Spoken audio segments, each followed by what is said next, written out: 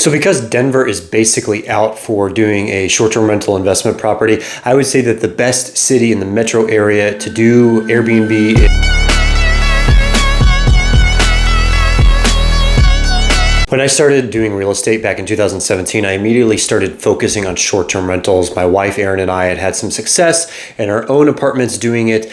And what I focused on was knowing the short-term rental laws. I used to be a journalist. I felt comfortable around reading boring ordinances, and I thought I could add some value to buyers that way. And I would call the city governments, I'd call the county governments, the planning departments, and you would be shocked how many times I'd ask them, can you do this? Can you do a rental of less than 30 days? And they would say yes, or they would say no.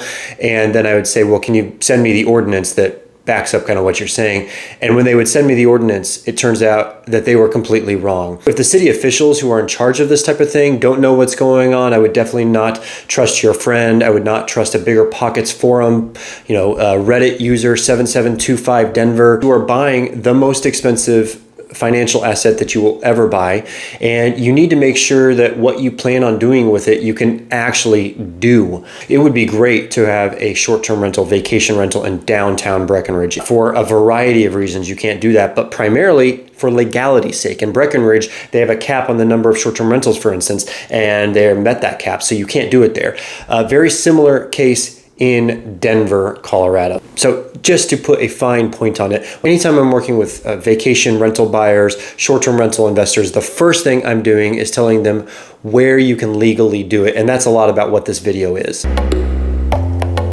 So let's talk about Denver. I will note that I am talking about where can you do Airbnb as an investment, not in a primary residence. Almost every city and county allows you to do short-term rentals if it is your primary residence. You could rent out the basement, for instance. A lot of house hackers do this. So you live upstairs, you have a kitchen in the basement, and you can Airbnb that part-time, make $1,000, $2,000, $3,000 a month and offset your mortgage. Great way to do it. Cities and counties often allow that. What a lot of cities do not allow is for you to buy a property that you never intend on living in and rent it out on Airbnb full time. So in Denver, let's talk about areas you can't do it. Denver being the biggest one, but also Lakewood, Littleton, Highlands Ranch, Parker, Aurora, Golden, City of Boulder. Let's talk a little bit about Denver. Denver was really the leader in prohibitions on STR investments. It has to be your primary residence. You can rent out a basement, you can rent out a carriage house out back, over the garage, that type of thing. But you have to be living on the property for most of the year. They don't actually define what primary residence is. It is your primary place of return as proven by a bunch of different documents. They don't put a timeline on it, which is kind of odd. You think they would specify that you have to live there 183 days of the year or something like that for it to be considered your primary, but they don't. It's kind of doesn't pass the smell test. I wouldn't even try it. Denver a few years ago got really serious about enforcing their law and actually charged a bunch of people who were trying to get around it with felonies. You can look this up. All of the charges were eventually dismissed, but it does say something about Denver's commitment to enforcing their Airbnb rule. And by the way, if you're looking for a house hacking opportunity, reach out. I work with a lot of first-time home buyers who want to offset their mortgage, and I have a couple different searches set up to find properties with basement apartments, basement kitchens, stuff like that, separate entrances.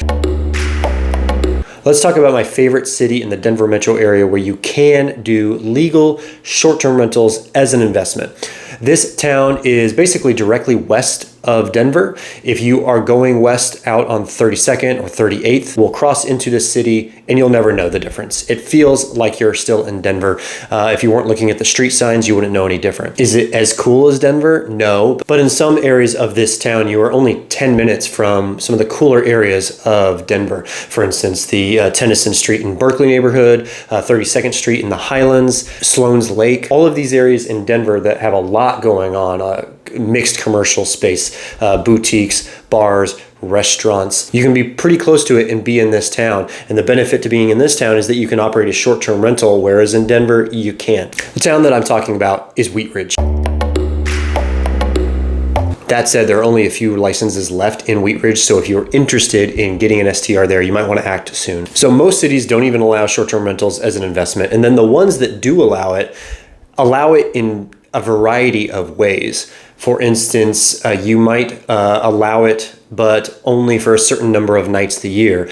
You might allow it, but have a cap on the number of STRs. You might only be able to have one STR that's in a non-primary residence, or you might only be allowed to have 3. There's just a variety of ways that the cities differ in how they allow it. I'm telling you that because in Wheat Ridge, they have a cap on the number of short-term rental licenses in non-owner occupied properties that is based on city council district. So they allow up to 2% of the housing stock in each council district to be a short-term rental. The thing is, 3 of the 4 districts are currently beyond those caps. And so there's only one area where you can do it. And in that district, there are only, I believe, 12 licenses the last time I checked. It actually goes up and down depending on whether some people let their license expire or people will start to like buy 1 or 2. They don't go super fast, but then all of a sudden I'll call and there's 2 or 3 gone. So you never know. But I'm just saying that if you are interested in buying in what is my favorite town, the closest town to Denver where you can do it, you might want to act, because I suspect by late to end of 2025, all of those licenses will be gone. If you think any of this is helpful so far, like and subscribe. Also, if you're looking for a second home or a vacation rental here in Colorado, reach out today. Next on my list of cities where you can do a short-term rental as an investment property in the Denver metro area is a neighboring town to Wheat Ridge. It's actually northwest of Denver. It's got a cool little downtown of its own with some bars and restaurants and shops. I'd say it's a little bit more family oriented, but still hip, still kind of cool. Do people say hip or cool anymore? I don't know, I'm 43. It's also on the light rail line, and so you can get from this city into downtown Denver, into the Union Station area within about 12 minutes. City that I'm talking about is Arvada.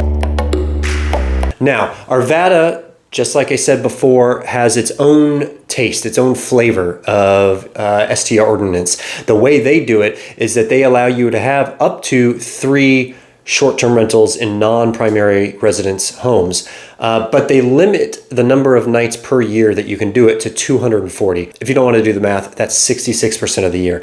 Some people might say, well, then I don't want to buy on Arvada because I'm limited. But here's the thing. Most really well-run Airbnbs are not going to get better than 66% occupancy. If you are doing that, then you are killing it, by the way. Congratulations, especially in this market right now. It's a little bit of a tough STR market. The clients that I have buying STRs in Arvada handle this one of 2 ways. One, they don't even think about it because they're probably not going to get beyond 66% occupancy anyway.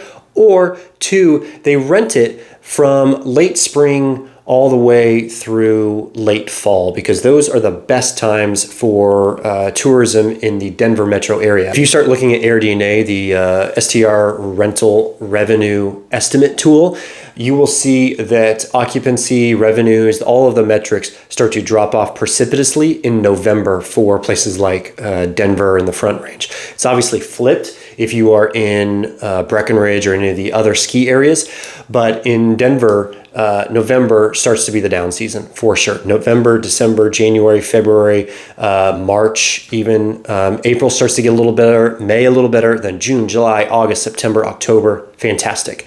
So something else people will do is that they will just rent it all the way up. They plan on renting it all the way up through the end of October, and then they plan on getting a medium-term rental. So traveling nurse, remote worker to fill the gap in between. I think that's the way to go anyway, because you are not going to get much STR revenue in those winter months anyway. You probably will make just as much, if not more, as a medium-term rental during that time, but you will have to do a fraction of the work. So just plug some traveling nurse in there and call it a day for the winter. Next on the list is another town northwest of Denver. Something I like about the northwest and west side of Denver is that seems like it's where a lot of the growth is. You kind of want to be on the west side. That's true for a lot of the Front Range. You want to be closer to the mountains than further away. Specifically, the northwest corridor is kind of an interesting place because you're between Denver, I should reverse this, right? Denver and Boulder. And Boulder is a huge hub. A lot of money's up there. Denver's a huge hub. And then everything in between on US 36 and kind of on that way seems to be doing pretty well. Arvada gets a little bit of that traffic. And this other town also does, Westminster. probably not going to be super psyched about Westminster when you drive through it. It is a very typical 1960s built suburban town. It's a lot of smaller ranch style homes with basements, 1,800 to 2,000 square foot range. It's not like there's a ton going on. Now, a couple things I do like about Westminster. The price range is fantastic. It's probably at or below the median home price for the entire Denver metro area, so it's slightly more affordable.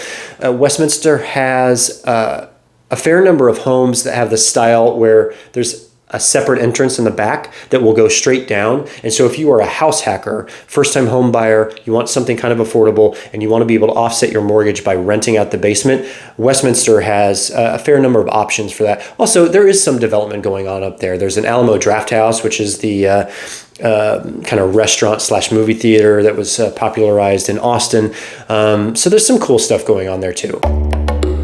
All right, I'm just going to blow through the rest of these because while they are in the metro area and they do allow for short-term rentals, I just find them a little less sexy than the others. So first up is Northglenn. It is a town maybe 25 minutes straight north of Denver. It's still considered a suburb. It's on I-25. Kind of like Westminster, more affordable ranch-style homes, and then some newer development as well, but it's pretty far away. The other town, basically on the flip side, on the south side, is Centennial. Very similar. I would say it's a slightly higher end, also some more affordable areas. But again, there's just not really much going on. It's very residential. You're still 20 minutes probably from downtown Denver. You are closer to Denver Tech Center, so you might get some traveling business people that want to stay there, but I just don't love it for an STR market. Then I would say Adams County, unincorporated Adams County. So if you go northwest of Denver, kind of by Westminster, there are parts of Adams County that have not been incorporated, that don't have a city. And so Adams County doesn't have any regulations on short-term rentals.